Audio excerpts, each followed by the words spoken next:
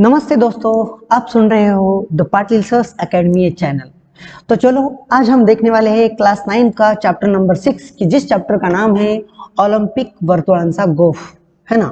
तो ऑलिंपिक वर्तुळांचा गोफ मतलब क्या कि इस चैप्टर में हम जानने वाले हैं कि जो भी ओलंपिक के क्रीड़ा सामने होते हैं उन खेलों में जो फ्लैग इस्तेमाल किया जाता है या जो भी ओलंपिक का फ्लैग है उस फ्लैग के ऊपर जो सर्कल है उन सर्कल का मीनिंग क्या है, इसके बारे में और बहुत सारी जानकारी हम ओलंपिक के बारे में जानने वाले हैं। चलो फिर स्टार्ट करते हैं आज का ये चैप्टर।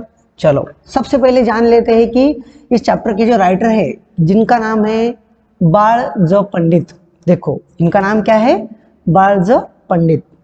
तो देखो पहले जैसा कि हम हमेशा ही देखते हैं कि पहले मैं आपको मराठी में पढ़ के बताऊंगा, बाद में उसको हिंदी में समझाऊंगा। ओके चलो फिर देखो, बाळज पंडित हे प्रसिद्ध लेखक, क्रिकेट सामन्यांचे समालोचक आहेत। देखो तो ये जो बाळज पंडित नाम के जो राइटर है ये बहुत ही पॉपुलर राइटर है और इतना ही नहीं, क्रिकेट में जो कमेंट्री की जाती है इन्होंने बहुत सारे दिनों तक वो कमेंट्री भी की है क्रिकेट में। चलो तो इनकी कुछ किताबों के नाम देख लेते हैं। देखो पहिले शतक, कुमारांचे खेळ आणि क्रिकेट मधील नवलकथा ही यांची पुस्तके प्रसिद्ध आहेत। देखो इनके कुछ जो किताब है वो बहुत ही फेमस है, जैसे कि पहिले शतक, कुमारांचे खेळ, क्रिकेट मधील नवलकथा, ये इनके किताब बहुत ही पॉपुलर रहे हैं। अब जान लेते हैं कि इस चैप्टर में हम क्या देखने वाले हैं। देखो ऑलिंपिक सामन्यांची सुरुवात का व कशी झाली, हे सामने भरवण्यामागील उद्दिष्टे कोणती, ऑलिंपिक वर्तुळांचा अर्थ काय, या सर्वांचा आढावा प्रस्तुत पाठातून लेखकाने घेतलेला आहे। प्रस्तुत पाठातून जागतिक ऑलिंपिक क्रीडा स्पर्धांविषयी माहिती दिलेली आहे। देखो क्या कहा गया है यहाँ पर कि ये जो ओलंपिक जो सामने हमेशा लिए जाते हैं इनकी स्टार्टिंग कब हुई और कैसे इनकी स्टार्टिंग हुई और किस वजह से इनका अरेंजमेंट किया जाता था, उसके पीछे का मकसद क्या था, है ना। और इतना ही नहीं, मतलब जो ओलंपिक का जो फ्लैग है उस फ्लैग में जो सर्कल है उसका मीनिंग क्या है, इन सब चीजों की जानकारी हम इस चैप्टर में लेने वाले हैं। चलो फिर देख लेते हैं। अगर आप लोगों में से कोई अगर किसी खेल में इंटरेस्टेड होगा तो उसके लिए ये जानकारी बहुत ही महत्वपूर्ण साबित होने वाली है। चलो देखते हैं। चलो मनुष्याच्या सर्वांगीण व्यक्तिमत्व विकासात क्रीडेचे अनन्यसाधारण महत्व आहे। देखो क्या कहा गया है यहाँ पर, अगर आपको आपकी पर्सनैलिटी अगर डेवलप करनी है तो डेवलप पर्सनैलिटी में मतलब खेल का एक अलग ही इंपॉर्टेंस होता है। आगे देखो, सर्व स्तरांवर खेळले जाणारे क्रीडा सामने हे जगभरातील क्रीडा प्रेमींचे लक्ष वेधून घेणारे ठरतात। देखो चाहे खेल कौन सा भी हो, लेकिन बहुत से लोगों को खेल में बहुत इंटरेस्ट होता है। अब किसी को कबड्डी में इंटरेस्ट होता है, किसी को क्रिकेट में होता है, किसी को कुश्ती में होता है, तो किसी को मतलब गेम्स के भी अलग अलग प्रकार रहते हैं, जैसे इंडोर गेम, आउटडोर गेम, है ना। तो अपने अपने हिसाब से उसको इंटरेस्ट होता है। तो राइटर कहता है कि चाहे वो खेल कौन से भी हो, लेकिन फिर भी पूरी दुनिया के लोग वो खेल देखने के लिए उत्सुक रहते हैं। आगे देखो, संपूर्ण जगभरातील क्रीडा सामन्यांमध्ये ऑलिंपिक क्रीडा सामन्यांना एक मानाचे स्थान आहे। देखो क्या कहा गया है यहाँ पर कि भले ही दुनिया में चाहे कितने भी मतलब खेल क्यों ना हो, चाहे 2020 हो, चाहे क्रिकेट हो, चाहे फुटबॉल के सामने हो, लेकिन फिर भी इन सब में अगर फर्स्ट नंबर पर अगर कोई मतलब सामने आते हैं तो वो आते हैं ओलंपिक क्रीडा सामने, क्योंकि इनका एक अलग ही महत्व है पूरे वर्ल्ड में। आगे देखो, ऑलिंपिक 2020च्या विजयाचे उद्दिष्ट डोळ्यासमोर ठेवून आपल्याला आवडणाऱ्या खेळांवर लक्ष केंद्रित करून त्यामध्ये पारंगत होऊन आपल्या देशाला ऑलिंपिक विजयाचे मानकरी होण्यासाठी अधिक अधिक प्रयत्नशील राहूया। देखो यहाँ पर राइटर ने हमें एक आह्वान किया है। क्या कहा है उन्होंने कि जब आने वाले, अब वैसे तो ओलंपिक 2020 ये सामने हुए ही नहीं, क्यों नहीं हुए, क्योंकि कोरोना की वजह से उसको कैंसिल कर दिया गया है ना। लेकिन फिर भी राइटर ने हमें कहा है कि 2020 में जो भी सामने होने वाले थे तो आपको अगर किसी गेम में इंटरेस्ट है तो आप अभी से उसकी तैयारी शुरू करो, और जो भी जब ओलंपिक के जब सामने हो जाएंगे तो उनमें अपने देश का और अपना नाम रोशन करो, ऐसा आह्वान हमें राइटर ने किया है। लेकिन चलो, अब 2020 तो चला गया, लेकिन आने वाले के ओलंपिक के लिए हम प्रिपेयर होते हैं। चलो फिर देखो, तो इस चैप्टर की जो मेन थीम है ना, वो ये है कि यहाँ पर जो आपको ये सर्कल दिखाई दे रहे हैं कलर कलर के, इन सर्कल का मीनिंग क्या है, क्योंकि ओलंपिक के फ्लैग के ऊपर ये जो सर्कल है ना, इन सर्कल के पीछे का मकसद क्या है, इसका मीनिंग क्या है, यही हम इस चैप्टर में समझने वाले हैं। चलो फिर देख लेते हैं, क्योंकि किसी देश का झंडा मात्र सिर्फ किसी रंगीन नहीं होता, बल्कि उस रंग के पीछे भी कुछ ना कुछ मकसद होता है ना।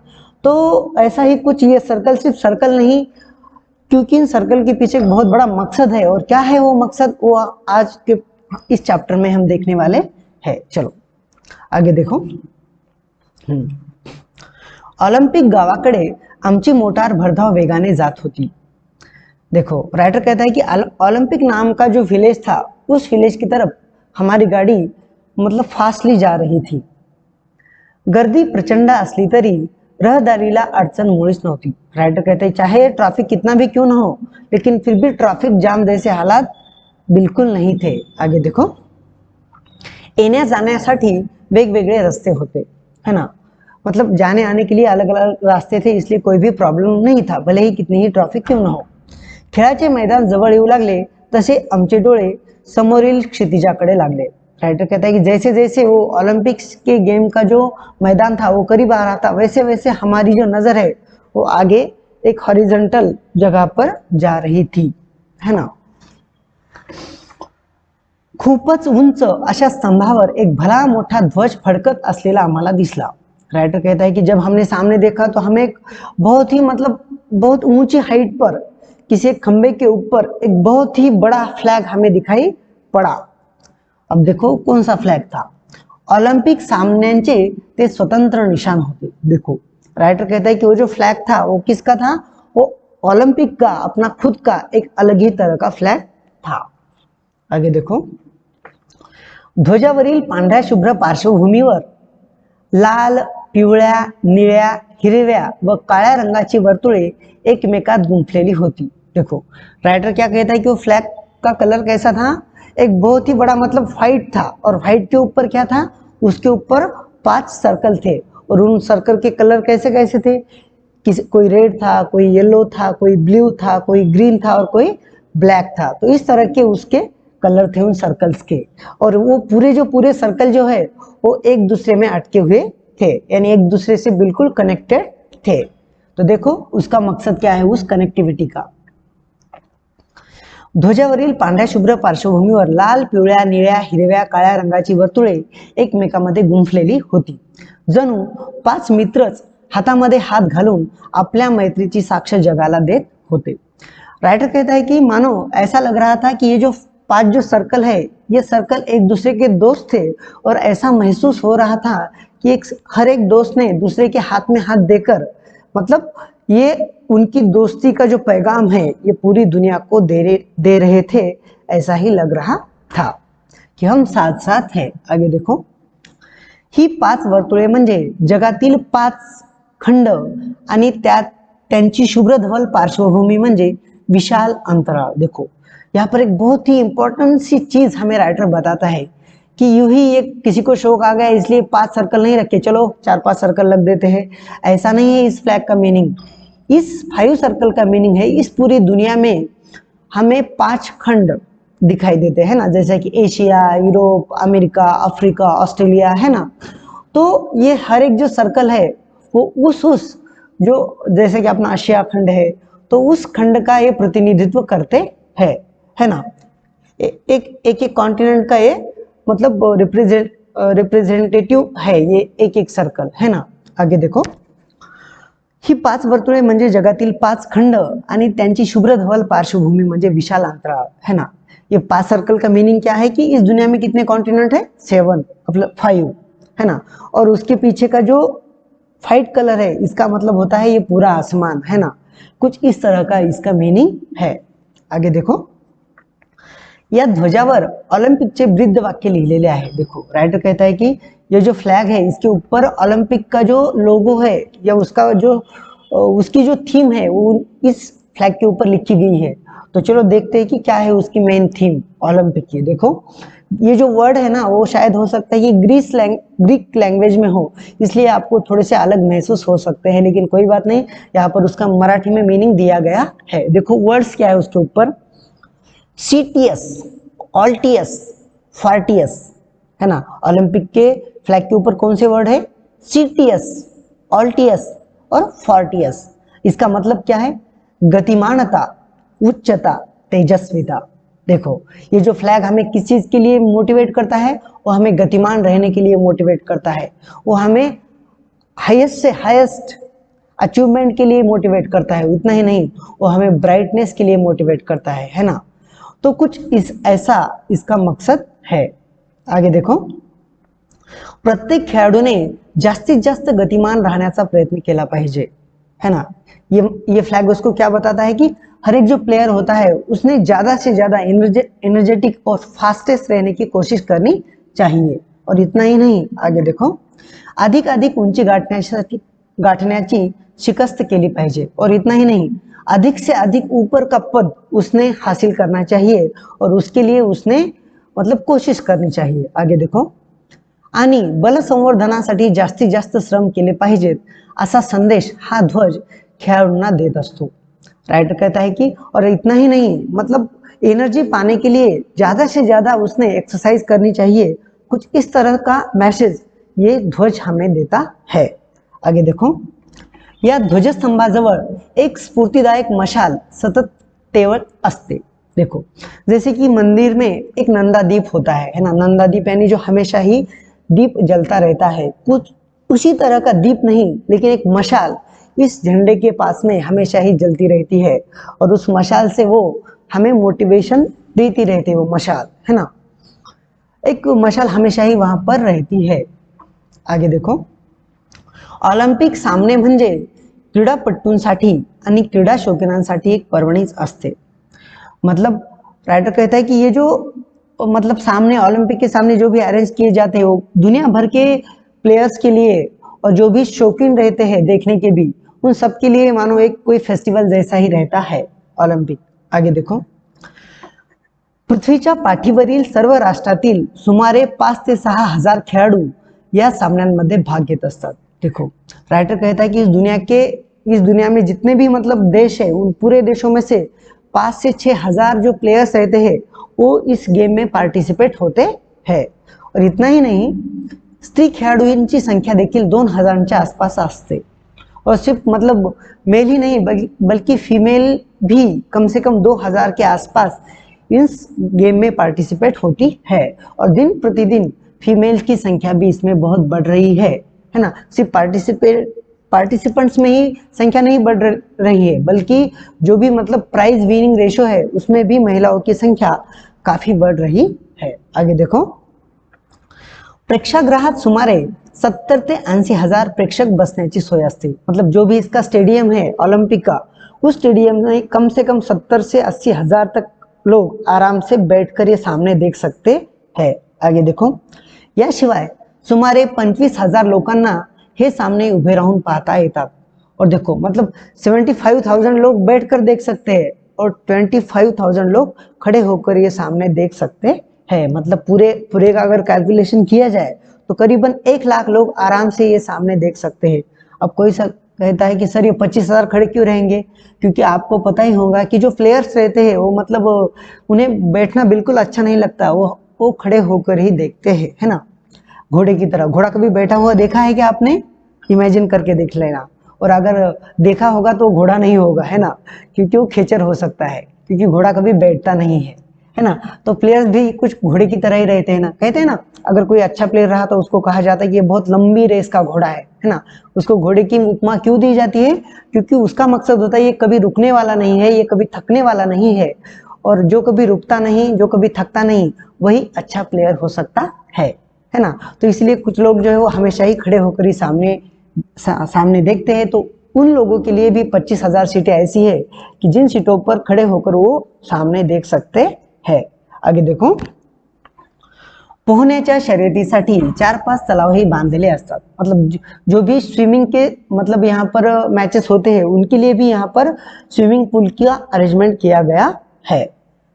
आगे देखो, अब यहाँ का अरेंजमेंट कैसा है देख लेते हैं कि खेळाचे विशाल मैदान, त्याच्या भोवताली प्रचंड प्रेक्षागार, मतलब एक बहुत बड़ा मैदान है और उसके मतलब बाजू में जो है वो बहुत बड़ा स्टेडियम है। और इतना ही नहीं, रहदारीसाठी मुद्दाम बांधलेल्या अनेक सडका, लोहमार्ग, पुरुष व स्त्री खेळाडू यांच्या निवासासाठी बांधलेल्या असंख्य खोल्या असलेल्या इमारती, वसतिगृहे, प्रेक्षकांच्या श्रमपरिहारासाठी सुसज्ज अशी विशाल उपहारगृहे, असे हे एक मोठे गावच असते। देखो मतलब यहाँ पर क्या क्या है, बहुत बड़ा मैदान है, मतलब स्टेडियम है, वहाँ पर बहुत मतलब रास्ते हैं, रेलवे ट्रैक है, मतलब स्त्री और पुरुष इनको रुकने के लिए मतलब बहुत बड़े मतलब होटल्स है, मतलब हॉस्टल्स, बहुत बहुत कुछ, मानो एक वो एक अलग तरह का विलेज है, खुद ब खुद में ही ये एक विलेज जैसा ही है।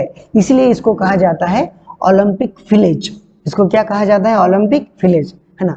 अब कोई कह सकता है सर ओलंपिक विलेज ही क्यों, ओलंपिक सिटी क्यों नहीं, है ना, क्योंकि ये थोड़ा सा वैसे छोटा है, सिटी इतना बड़ा भी नहीं और मतलब एक विलेज इतना छोटा भी नहीं, लेकिन फिर भी उसको ओलंपिक विलेज कहा जाता है। आगे देखो, ऑलिम्पिक विलेज बसवण्याची कल्पना इसवी सन 1956 मध्ये मेलबर्न येथे मांडण्यात आली होती। देखो मतलब ये जो ओलंपिक विलेज है इसको एस्टेब्लिश करने का जो प्लान था वो 1956 में मेलबर्न में मतलब कहा गया था, है ना। मेलबर्न एक शहर का नाम है, वहां पर ऐसा डिस्कस हुआ कि चलो एक नया ओलंपिक विलेज हम एस्टेब्लिश करते हैं।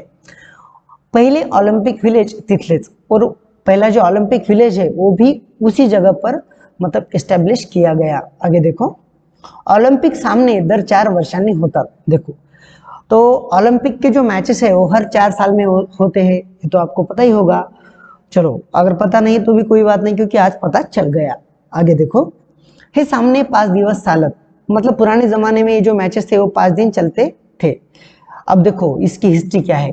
इसवी सन पूर्व 776 मध्ये हे सामने झाल्याची पहिली नोंद ग्रीस देशाच्या इतिहासात सापडते। मतलब देखो कि ईस्वी सन पूर्व पहले 776 में ये सामने पहली बार अरेंज किए थे। ऐसी हमें मतलब हिस्ट्री, ऐसा हमें हिस्ट्री में दिखाई पड़ता है। किसकी हिस्ट्री में? ग्रीस कंट्री की हिस्ट्री में हमें इसका मतलब इसकी जो नोंद है वो हमें दिखाई पड़ती है। आगे देखो, त्यावेळी स्पर्धेत यशस्वी होणाऱ्या खेळाडूंचा ऑलिव्ह वृक्षाच्या फांदीची माळ घालून गौरव करण्यात येत असे। देखो मतलब आज से करीबन 3000 करीबन 3500 साल पहले की बात है। मतलब उस जमाने में अगर समझो कोई जो प्लेयर है अगर उसने वो मैच अगर जीत लिया तो उसको ऑलिव का जो मतलब ये रहता है, ऑलिव की जो ब्रांच रहती है वो ब्रांच उसके गले में डालकर उसका गौरव किया जाता था। अब कोई कह सकता है कि सर फूल की माला क्यों नहीं, ऑलिव की ब्रांच की क्यों? क्योंकि ऑलिव की अगर आप ब्रांच लोगे तो वो कुछ हार जो होता है ना अपने इधर फूल का बनाते, कुछ उस तरह का ही उसकी ब्रांच होती है। मतलब आपने 2 ब्रांच एक दूसरे को अगर कनेक्ट कर दी तो डायरेक्टली हार बन जाता है ना। तो फिर क्यों ज्यादा एफर्ट्स लेने की जरूरत नहीं, आपने आप मतलब एक दूसरे से 2 ब्रांचेस कनेक्ट कर ली, बन गया हार। तो कुछ इस तरह से एक आसानी सी शुरुआत मतलब प्राइज देने की उस 3500 साल पहले की वो परंपरा थी, है ना, कि ऑलिव वृक्ष के जो ब्रांचेस रहते हैं वो गले में पहनाए जाते थे जिसने भी मैच जीती है उसके। आगे देखो,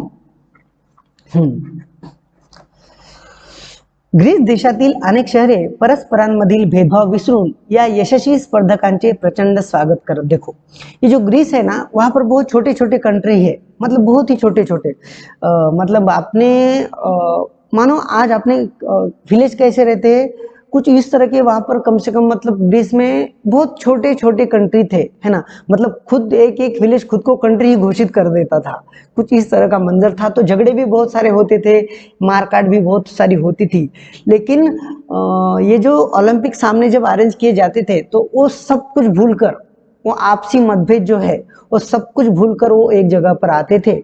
तो कुछ ऐसा ही मकसद रहा होगा कि भाई एक दूसरे को मार तो हम 4-4 साल तक एक दूसरे को मारते हैं, एक दूसरे से झगड़ते हैं, लेकिन 4 साल में एक बार तो सही हम जो दोस्ती का पैगाम लेने के लिए कुछ अरेंजमेंट करें तो उस अरेंजमेंट के लिए ओलंपिक का अरेंजमेंट किया गया होगा, एक दूसरे की दुश्मनी भूलने के लिए।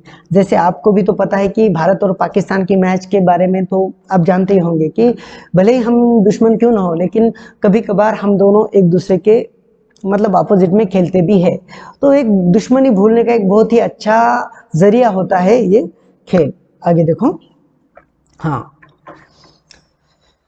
या सामन्यातील खेळाडूंना राष्ट्रीय सण समारंभाच्या वेळी मानाचे स्थान मिळत असे। देखो मतलब जो भी मतलब ये प्लेयर्स थे, जो भी मतलब जीतते थे, उनको जो अपने नेशनल फेस्टिवल के वक्त उनका सम्मान किया जाता था, उनको एडिशनल व्हॅल्यू दिया जाता था। आगे देखो, पुढे ग्रीक सत्तेचा ऱ्हास झाला आणि त्याबरोबर इसवी सन पूर्व 394 मध्ये हे सामने बंद पड़ले।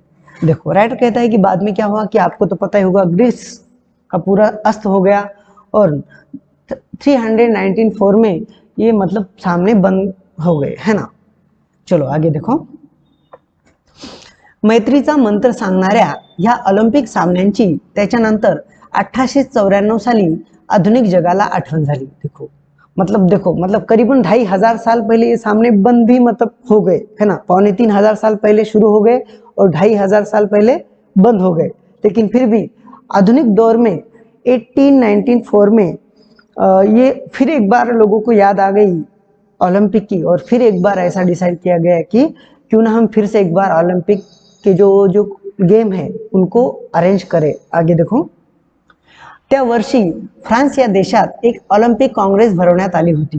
देखो मतलब 1894 में फ्रांस में एक ओलंपिक कांग्रेस का ऑर्गेनाइजेशन किया गया है ना, अरेंजमेंट किया गया। त्या कांग्रेसला अनेक राष्ट्रांचे प्रतिनिधि हाजिर होते, मतलब वहां पर बहुत मतलब अलग अलग देशों के प्रतिनिधि वहां पर हाजिर थे। अब आगे देखो, कुबर्टीन नावाच्या, नाम क्या है, कुबर्टीन नावाच्या फ्रेंच क्रीडा तज्ञाने या कांग्रेसमध्ये ओलंपिक सामन्यांचे पुनर्जीवन केले। देखो मतलब आज का जो ओलंपिक सामने हम किस आदमी की वजह से देख सकते हैं, ये कुबर्टीन नाम के आदमी से, क्योंकि इसी आदमी ने इसका पुनर्जीवन किया, उसको पुनर्जीवित किया। जो बहुत बड़ी एक बहुत ही खूबसूरत परंपरा जो 2500 साल पहले बंद हो गई थी, उस परंपरा को पुनर्जीवित करने का श्रेय कुबर्टीन नाम के फ्रेंच मतलब आदमी को जाता है। आगे देखो, है ना। तो इसके लिए हम सब ने उसका शुक्रगुजार होना चाहिए, खास तौर पर उसने कि जिसको मतलब गेम्स में बहुत इंटरेस्ट है। आगे देखो, शरीर संपदा वाढवण्यासाठी, बल संवर्धन करण्यासाठी आणि प्रामुख्याने देशादेशातील मैत्री वाढून त्यांच्यातील मित्रत्वाची स्पर्धा व्हावी यासाठी प्राचीन ऑलिम्पिक सामन्यांचे यापुढे आंतरराष्ट्रीय क्रीडा स्पर्धा भरवाव्यात असे ठरले। देखो मतलब अब ये जो आधुनिक दौर में जब फिर से एक बार ओलंपिक सामने जब शुरू हुए तो उसका मकसद क्या था कि शरीर संपदा बढ़ाने, क्योंकि अपना जो फिजिकल फिटनेस बढ़ाने के लिए, बल संवर्धन करण्यासाठी मतलब इम्यूनिटी बस बूस्ट करने के लिए, और इतना ही नहीं पूरी दुनिया के जो देश है इन देशों में फ्रेंडशिप की भावना को वृद्धिंगत करने के लिए इन सामनों को मतलब ये जो गेम्स है इनको पूरी दुनिया वर्ल्ड वाइड अरेंज करने का मतलब सोचा गया यहाँ पर, है ना। कि सिर्फ ग्रीस तक ही सीमित ना रहे ये गेम्स, बल्कि पूरी दुनिया के लिए लोग इसमें पार्टिसिपेट हो, ऐसा वहां पर डिसाइड हुआ। और आगे देखो, 1896 पासून ऑलिम्पिक सामने दर 4 वर्षांनी वेगवेगळ्या देशात भरवले जातात। देखो आपको तो पता ही होगा कि अब आज के दौर में ओलंपिक जो ये जो गेम्स है वो समझो इस साल इंडिया में हो गए, तो 4 साल मतलब हुए नहीं लेकिन हो गए कभी ना कभी, तो कभी जापान में हो गए, कभी चाइना में हो गए, कभी अमेरिका में हो गए, तो ऐसे 4 साल में अल्टरनेट ये चेंज होते रहते हैं, है ना। आगे देखो, त्या निमित्ताने जगामध्ये सद्भावना, समता, मैत्री, विश्व बंधुत्व, शिस्त व ऐक्य भावना वाढीस लागतात। देखो राइटर कहता है कि ओलंपिक की वजह से क्या होता है, एक पूरी दुनिया में एक सद्भावना, एक दूसरे के प्रति प्यार, समानता, मतलब एक ग्लोबलाइजेशन, है ना, एक डिसिप्लिन और एक इंटीग्रिटी, इन सब चीजों का मतलब इन सब चीजों को बढ़ावा मिलता है ओलंपिक की वजह से। आगे देखो, ह्या सामन्यात निरनिराळ्या 21 खेळांची तरतूद है। देखो एक बहुत ही इंपॉर्टेंट सी चीज यहाँ पर राइटर हमें बताता है कि ये जो गेम्स होते हैं उनमें 21 मतलब गेम जो है वो शामिल होते हैं। उसमें कितने गेम्स होते हैं? 21। आगे देखो, पुरुषांसाठी आणि स्त्रियांसाठी वेगवेगळे सामने होतात है ना। मतलब कुश्ती है समझो तो, मतलब मेल्स की कुश्ती अलग होती है, फीमेल्स की कुश्ती अलग होती है, मेल्स का फुटबॉल अलग और फीमेल्स का अलग, मतलब ऐसा अलग अलग तरह पे होता है वहां पर। आगे देखो, या सामन्यांच्या व्यवस्थेसाठी एक आंतरराष्ट्रीय ऑलिंपिक समिति नेमलेली असते। मतलब इंटरनेशनल ऑर्गेनाइजेशन का मतलब अरेंजमेंट किया गया है वहां पर।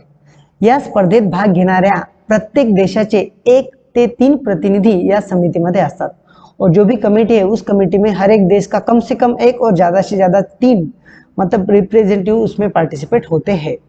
या समितीमध्ये खेळांची व्यवस्था त्या खेळाच्या आंतरराष्ट्रीय संघाकडे असते। देखो मतलब ये जो कमेटी है उस कमेटी में जो वर्क है उसका एक अच्छी तरह से डिवाइडेशन किया जाता है। ऑलिंपिक सामन्यांसाठी लागणारा खर्च फारच मोठा असतो। हा सर्व पैसा स्पर्धक देश उभा करतात है ना।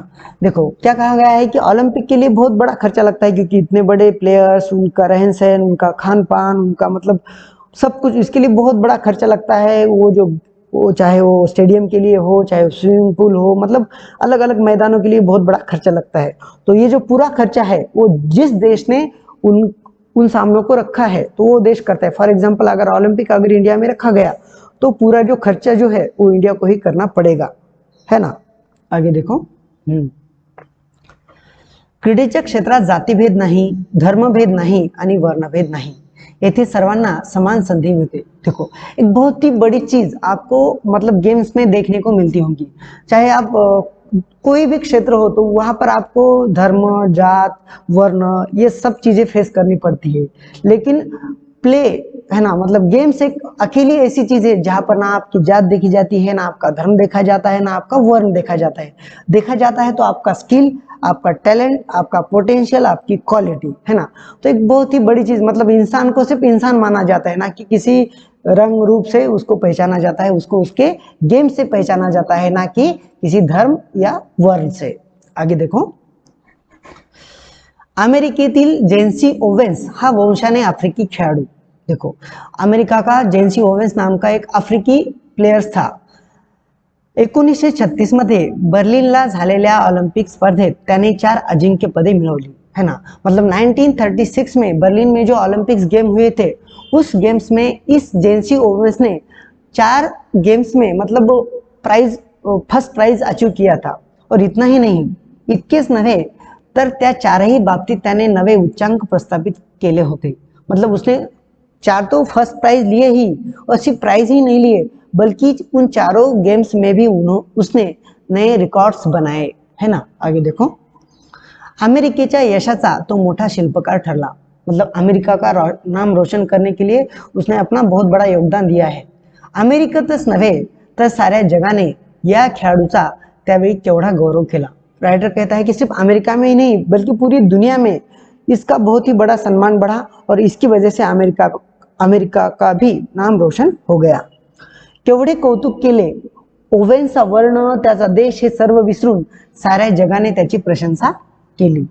देखो मतलब राइटर कहता है कि ओवेन्स का वर्ण चाहे कैसा भी हो, उसका देश चाहे कौन सा भी हो, लेकिन पूरी दुनिया ने उसको मतलब अप्रिशिएट किया, उसकी वाह की।